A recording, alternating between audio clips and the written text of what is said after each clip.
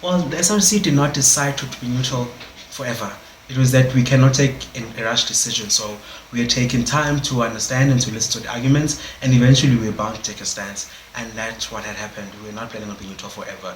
We just had to listen, so make an informed decision and informed stance. I don't see the need for the name change because we have already made a name for ourselves, and it's not about who the university is named against or what the guy did back then.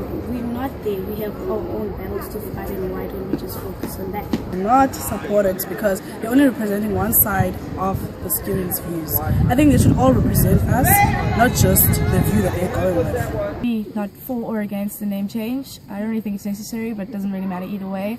And I don't feel like the SRC should be on either side of it. They should be neutral. They should represent the students as a whole, and not everybody is for it. Eventually the name should change. It's not a legacy we should really be proud of.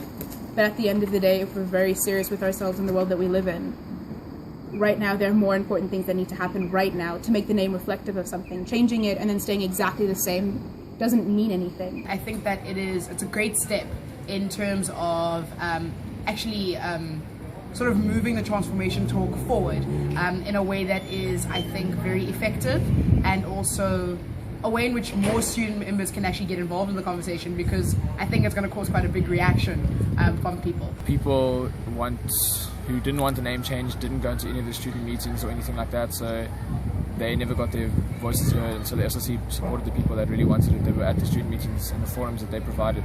So yeah, I do understand why they do it, although I don't support the name change. This was based on discussion that we had in the dining hall after listening to all the conversations we had, listening to both sides of the argument. We day after sat down after the report was presented to council by the activism councillor, and then we decided that from the conversations we've had, it was a morally right decision for the SRC to take a stance for the name change.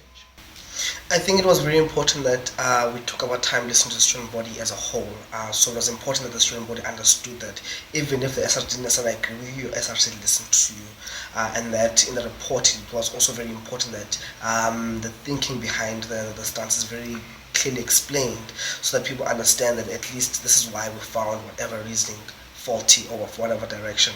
And also it's just that we would like to get the message out that we are still the student body's SRC, and we still will stand by them, and we'll still do what we can to serve the student body in its totality, and that the student body must still understand that on this moral issue we don't necessarily agree with everyone, because the duty of leadership is to push your people forward, even if it means going against the tide of the wave.